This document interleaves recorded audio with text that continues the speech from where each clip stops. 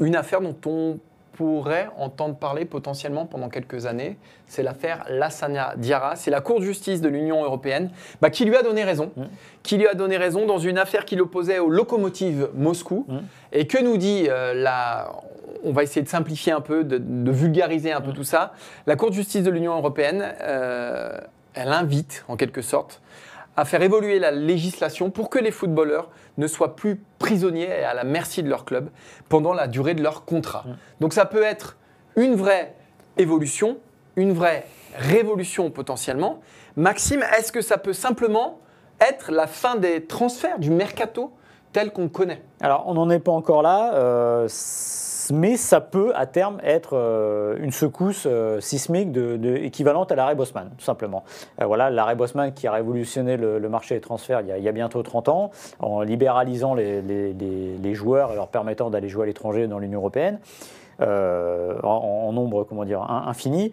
Là, oui, tout simplement, ça peut... Alors, encore une fois, il y a deux choses. C'est très frais. Quand vous lisez le texte, ils expliquent certaines règles. Et la Cour de justice européenne explique bien quand même qu'il ne faudrait pas que ça déstabilise tout le football. C'est-à-dire que ce ne sera jamais un employé comme un autre. C'est-à-dire que dans l'absolu, c'est dire qu'un footballeur peut quitter un club, en gros, quand il veut, aller ailleurs et qu'il n'y ait plus d'indemnité de transfert schématiquement. Mais ce que reconnaît la justice, c'est aussi que ça correspond, le football et le sport en général correspond à des saisons. C'est-à-dire qu'il ne faudrait pas qu'au mois de mars, au mois d'avril, au mois de mai, chacun fasse ce qu'il veut. Ce n'est pas possible. Et sans doute que ça... Si le marché des transferts devait disparaître, il y aurait quand même cette histoire de mercato ou de période de mutation, comme on pourrait dire. Mais c'est vrai que c'est tout un système qui est remis en cause, parce que le football, il marche sur quoi aujourd'hui? Et notamment, on va prendre le cas de la Ligue 1, il marche sur les droits TV. Oui.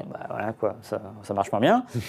Et pour certains pays, les droits TV, c'est minuscule, c'est pas grand-chose. Mais souvent, dans ces pays-là, ça marche sur quoi? Ça marche sur les indemnités de transfert, c'est-à-dire que vous formez un joueur, vous le vendez très cher, et avec cet argent, vous réinvestissez, etc. Voilà. Et puis demain, on pourrait peut-être arriver à un marché des transferts qui n'existe plus d'une certaine manière. C'est-à-dire qu'il n'y a plus d'indemnité entre les clubs. C'est quelque chose dont on avait parlé il y a un peu plus de 20 ans. En regardant le modèle NBA, je crois que c'est la FIFPro qui essayait de lutter contre ça et de dire, finalement... On ne devrait plus avoir à acheter un joueur, mais ce serait du rachat de contrat. Voilà. Donc on est un peu dans cette logique-là. Moi, je trouve que... Alors, il y aurait des dérives, parce que n'allez pas croire que ça rééquilibrera le football. Il y a toujours des riches, il y a toujours des pauvres. Mais ce n'est pas quelque chose qui me dérangerait, parce qu'après tout, il y a plein de sports où il n'y a pas de transfert payant et ça ne marche pas plus mal. Donc, plutôt qu'avoir des sommes complètement aberrantes, des transferts à 120 millions avec des commissions d'agents qui vont on ne sait où, on ne sait pourquoi, au moins, peut-être que ça pourrait assainir un petit peu, mais ça ne réglerait évidemment pas tous les problèmes. Il faudra demander l'avis aux présidents de clubs qui ont acheté des clubs pour faire du trading et se mettre de l'argent dans les poches. Tant mieux. Eux, ils sont plutôt mal barrés. En fait, jusqu'ici, qu'est-ce qui se passait? On n'avait aucun joueur qui pouvait prendre le risque de partir de son club sans en avoir l'assentiment du club. Voilà, il fallait une indemnité de transfert. Aujourd'hui, la Cour de justice de l'Union européenne a estimé que ça pouvait porter atteinte au principe de concurrence et de libre circulation des gens dans l'Union européenne.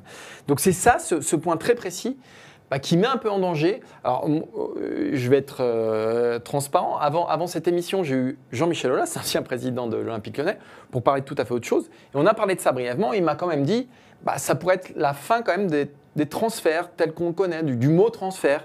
Et il me dit que c'est une secousse comparable pour lui à l'arrêt Bosman. Voilà. Après, là où il faut faire très attention, donc nécessairement, il y a sans doute l'UEFA, la FIFA qui vont devoir mettre en place peut-être des nouvelles conventions, peut-être de nouvelles règles, qui vont devoir en tout cas réfléchir, phosphorer autour de ça. Ça ne veut pas dire qu'il y aura plus de transfert d'argent. Peut-être que ça peut être une des dérives.